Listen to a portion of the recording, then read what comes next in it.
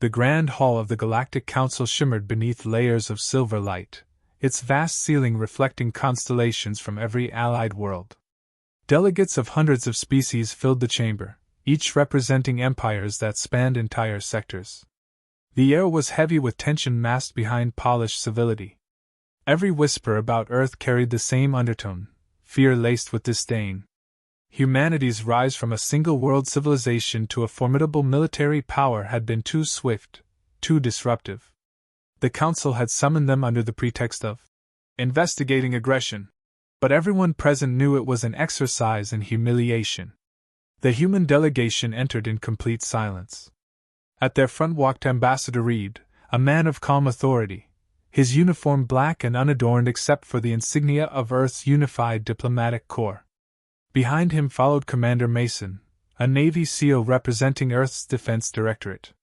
His movements were measured, his posture straight but relaxed, gaze steady and unreadable. The faint scars on his cheek caught the chamber's light like quiet reminders of past wars.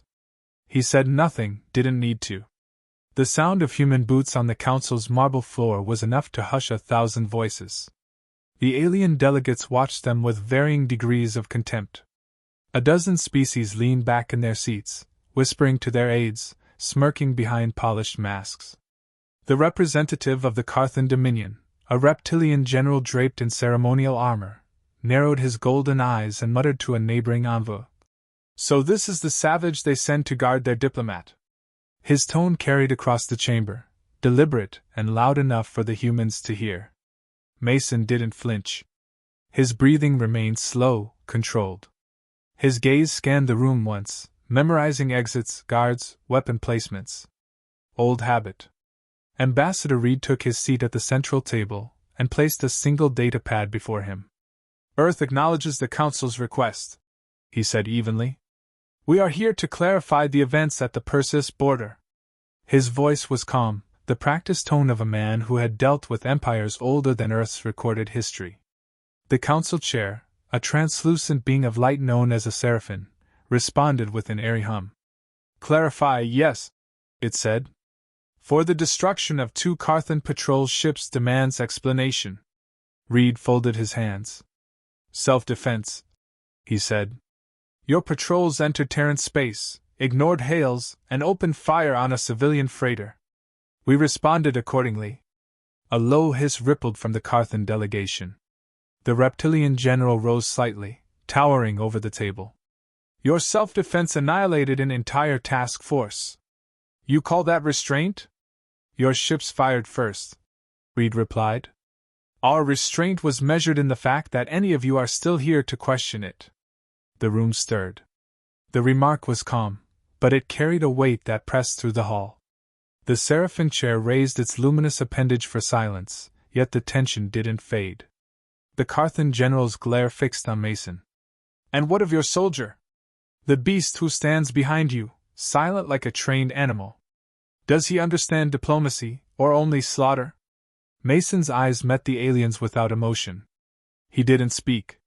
He didn't need to. The quiet between them felt sharper than any reply. Reed broke it.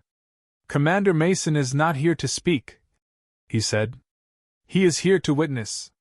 Earth believes in transparency, even in hostile rooms." That single word, hostile, hung in the air like a blade. The general's scales rippled with offense, but he sank back into his seat. Around the hall, the whispers grew louder. Many species, those who had once dismissed humanity as reckless upstarts, were watching carefully now. They remembered the reports of Terran Marines holding against impossible odds, of human warships tearing through pirate fleets in minutes, of their strange, almost feral unity in battle. The galaxy had mocked them once. Few dared to now. As the hearing continued, the dialogue shifted to politics, borders, and treaties, but none of that mattered. The true conflict simmered beneath the words. Mason remained a statue behind the diplomat, his calm presence unsettling every delegate who dared meet his eyes. Even without moving, he commanded the room differently than any weapon could. When the council finally recessed for deliberation, Reed rose from his seat. "We appreciate the council's time," he said. His tone carried no trace of sarcasm, though every word dripped with unspoken warning. Mason followed behind him, expression still blank, yet his slow, deliberate step echoed louder than applause. As they exited, the Carthan general leaned toward his aide and muttered, "Let him glare. I'll wipe that calm from his face before this is over." The aide said nothing. The general didn't notice the slight tremor in his own hands. Something about the human's silence had felt wrong, too composed, too sure. It wasn't the quiet of submission. It was the silence before a storm. The second session began under a cloud of unease. The council chamber was quieter than before, the usual chorus of chatter subdued by an unspoken expectation that something was about to break. The Carthan general sat forward in his seat, armored claws tapping the table rhythmically. His pride had been wounded the day before, not by words, but by the human's refusal to show fear. To him, silence from a lesser species was insolence. To Mason, silence was discipline. Ambassador Reed resumed the discussion with measured patience, reiterating Earth's position and presenting tactical logs proving that the Carthan patrols had crossed Terran borders.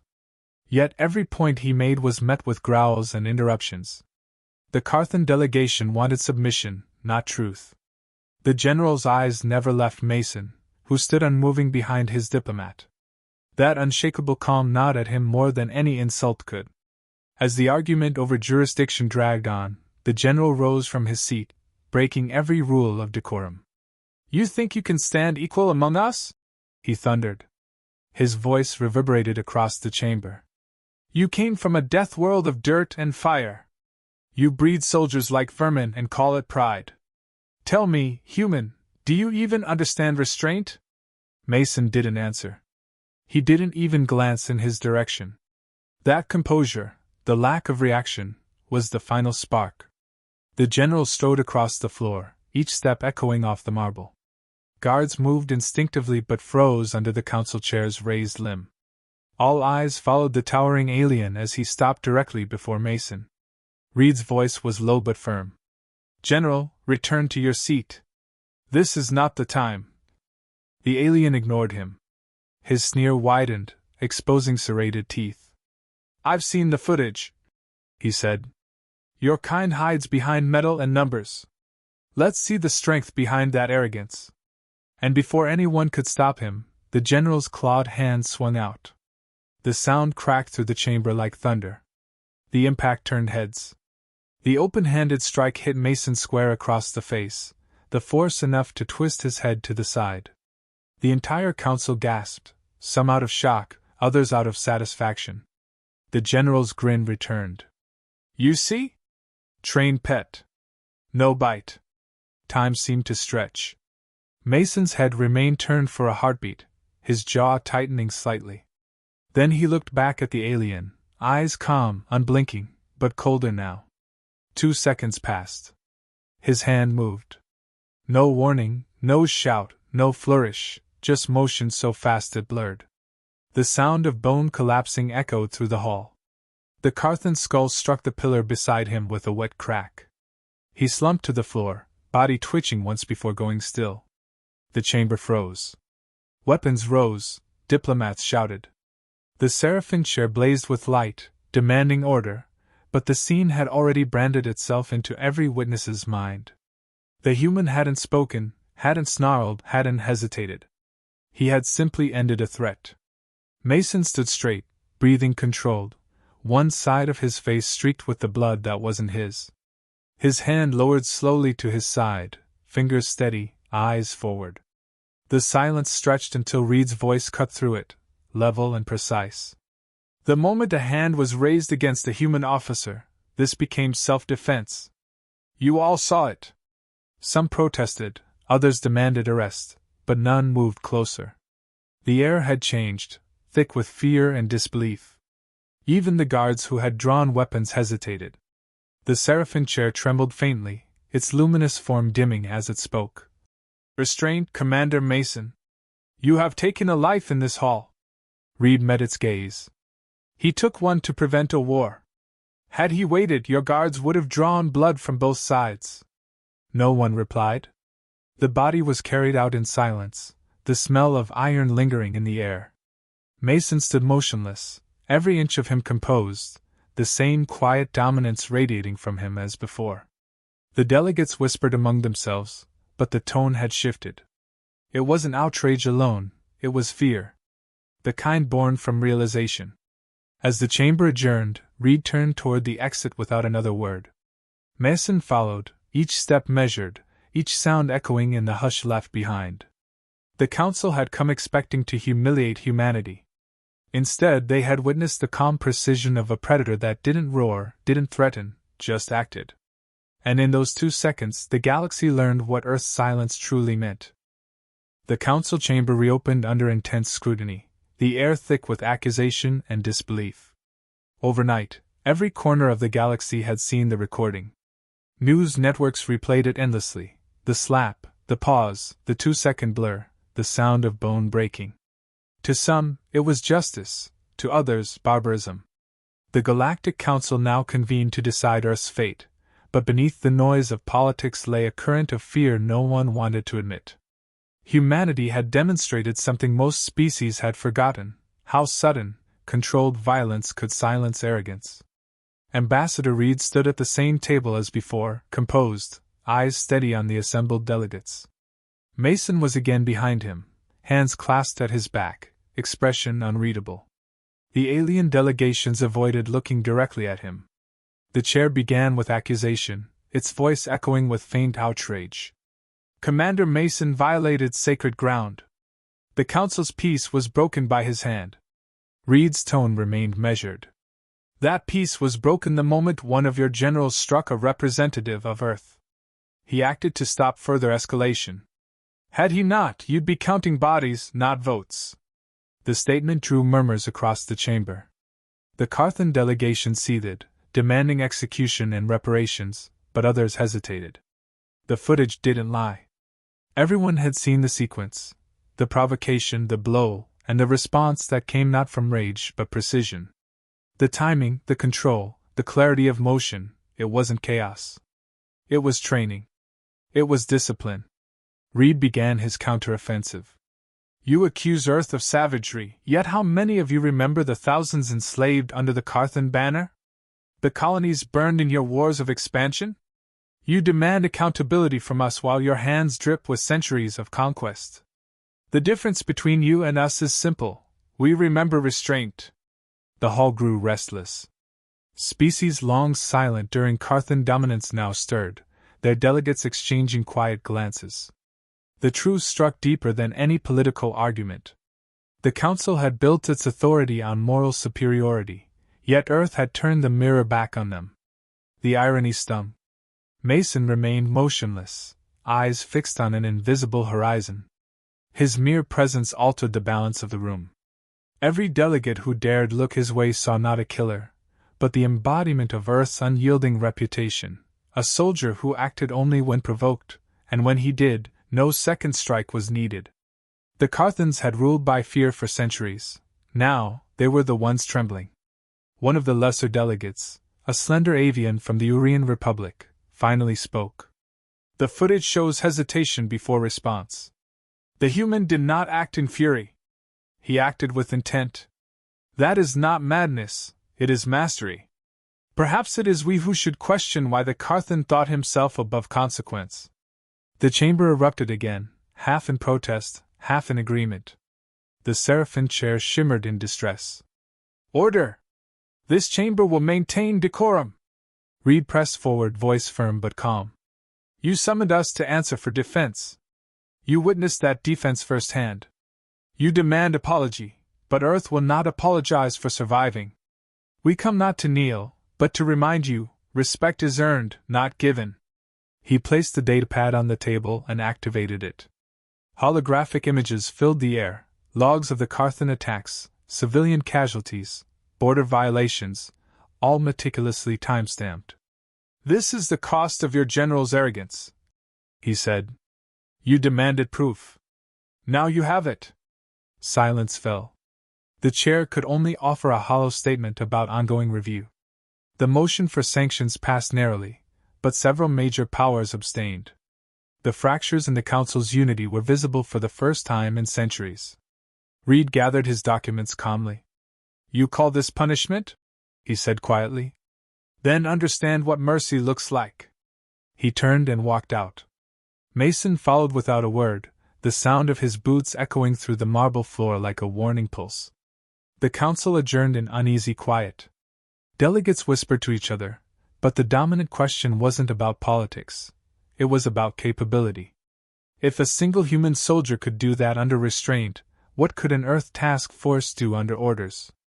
The fear was no longer speculation. It was fact. And every world watching now understood that provoking humanity would carry a price no species could afford. The aftermath rippled across the stars faster than any fleet could travel. Every transmission network replayed the moment the Carthan general fell, dissecting it frame by frame, turning 2 seconds into legend. Military analysts called it the most precise human kill ever caught on record. Politicians called it a crisis. The common citizens of 100 worlds called it justice. The image of Mason's calm face, splattered with alien blood, became the symbol of humanity's reputation, controlled, cold, and final. In the outer systems, whispers spread through barracks and command halls. Admirals studied the footage not for shock, but for data. The movement, velocity, and technique of Mason's strike became required viewing in alien military academies. Some praised the efficiency, others panicked at the implication. If one man could execute that level of lethality in a neutral chamber, what could a unit, a ship, or an entire Terran fleet accomplish? Speculation became fear, and fear turned to strategy meetings in every capital. On Carthan Prime, riots erupted outside the Imperial Hall. Citizens demanded vengeance while generals screamed for war. But even among the enraged, hesitation crept in. Every projection of possible conflict with Earth ended the same way: catastrophic defeat. The Deathworlders fought like no other species, not because they loved war, but because they had evolved surrounded by it. The Council might despise humanity's nature, but they all recognized it. Humans were the universe's natural predators. Within the Council, private communications leaked. Some species began pushing for an immediate peace guarantee with Earth to avoid escalation. Others wanted containment protocols and intelligence monitoring of human military growth. The Seraphin archives recorded a marked shift in diplomatic tone. Where once Earth's ambassadors were interrupted or dismissed, now every word they spoke was heard in silence. No one wanted to provoke another incident. The term, Terran restraint, entered galactic lexicons, describing a calm so absolute it terrified everyone who witnessed it. Earth said nothing publicly. No statement, no justification, not even denial. The silence itself became a weapon. Their media remained quiet. Their fleets stayed within Sol's borders, though observers reported heightened naval activity around Mars and Titan. Intelligence networks detected encrypted transmissions between Earth and its colonies under the codename Orion Directive, purpose unknown. That uncertainty drove the Council's strategists into sleepless nights. If humanity was preparing for war, no one would see it coming until it was already over. Among civilians on neutral worlds, the story took on mythic form. Children on frontier planets played games pretending to be a human who killed the giant. Merchants circulated artistic renderings of Mason's glare under the title 2 seconds. Philosophers debated whether the event symbolized moral decline or the return of accountability to the galaxy's elite. In the underworld, the black market demand for Terran weapons surged tenfold. The reputation of Earth's warriors became currency. Yet inside the halls of power, the lesson was clear. The Carthans, once the loudest voice in the Council, found themselves diplomatically isolated. Former allies distanced themselves, unwilling to be tied to a species that had provoked a predator. Quietly, trade routes shifted toward Terran corporations, and minor colonies sought protection treaties with Earth. The Council's balance had changed without a single fleet firing a shot. When Mason's shuttle departed the Council world, no one dared look directly at him. Even those who hated him could not deny the truth of what they had seen. The calm precision of that act had rewritten the galaxy's understanding of humans. They were not monsters, they were consequence incarnate. The line between arrogance and annihilation had been drawn, and everyone knew exactly who drew it. As the human transport left orbit, alien transmissions continued to replay those 2 seconds again and again. No one noticed that Earth's response remained silent. They didn't need to say anything. The galaxy already understood the message carved into the memory of that hall. Humanity does not threaten. Humanity does not warn. Humanity simply ends the problem. Months passed, but the memory refused to fade. Across the galaxy, the Council avoided any mention of the incident, yet it lived in every discussion, every negotiation, every uneasy silence. The Carthan Empire rebuilt its pride through propaganda, declaring their general a martyr, but the attempt rang hollow. No speech or monument could erase the fear that had rooted itself deep within every governing body. The phrase, 2 seconds, became a warning coded into military doctrines, diplomatic briefings, and even children's lessons about humanity. It meant restraint held until provoked, and once broken, nothing could stop the response. The Council eventually drafted the Human Clause, an amendment that forbade physical engagement or provocation toward Terran personnel on any official grounds. It passed unanimously. No one dared oppose it. They called it a law of peace, but everyone understood what it really was, a survival measure. Earth had not asked for it. The galaxy gave it freely. The event had done what centuries of diplomacy never achieved. Humanity was no longer seen as the youngest species at the table. They were treated as equals, not out of respect, but out of caution. Ambassador Reed returned to Earth as a quiet hero. There were no parades, no medals, just a sealed report and a classified commendation. Mason disappeared from public record, reassigned without ceremony, his name redacted in official archives. Yet the universe still spoke his name. On 100 worlds he was known as the 2-second man, a legend whispered in military academies, used as an example of human precision, control, and absolute decisiveness. The Council had wanted to humiliate a species they called primitive. Instead, they created an icon. In human territory, the incident became more than a story, it became a reminder of balance. Earth's leaders used it to reaffirm their stance. Humanity would never seek war, but neither would they bow. The Terran Navy quietly modernized, new fleets commissioned under codenames drawn from myth. Intelligence divisions reported a notable drop in border incursions and pirate raids against Terran colonies. The message was working. No one wished to test the patience of the species that killed kings in silence. For the galaxy, the shift was philosophical. The illusion of moral superiority that had once united the Council fractured. Worlds that had mocked humanity's savage instincts began revisiting their own ethics, wondering if perhaps they had grown weak in comfort. Some admired humans for their clarity. Others feared them for the same reason. Yet everyone agreed on one truth: humans didn't bluff. Their words carried the same weight as their silence, and that made them unpredictable. A year after the hearing, a small plaque was placed on the marble pillar where the Carthan general had fallen. It bore no names, only an inscription in the shared galactic tongue. 2 seconds of silence can define an era. It was meant as a memorial, but it felt like a confession. Every delegate who passed it walked a little faster, avoiding eye contact with the spot that marked the day the balance of power shifted forever. Back on Earth, Reed stood before the United Command, his voice steady. "We've been misunderstood for centuries," he said. "They think our strength is in weapons, numbers, or technology. They're wrong. It's in control, the will to act when others hesitate, and the discipline to stop when victory is enough." The room remained still. No applause followed. The words needed none. Mankind's seat in the Council remained untouched at every session. No one dared occupy it when Earth's delegation wasn't present. The nameplate glimmered beneath the dome lights. Terran Union, observe in silence. In time, even the Seraphim scribes recorded it as doctrine, the first and only species to earn immunity through demonstration, not diplomacy. And far from the Council's reach, on the quiet edge of human space, a man stood beneath the dawn sky, hands folded behind his back, watching the horizon. He was just another soldier now, anonymous and unremarkable. But the galaxy still remembered him. Not for what he said, nor for what he destroyed, but for what he proved in the calm before and after, the truth that among countless worlds, humanity was the species you never struck first.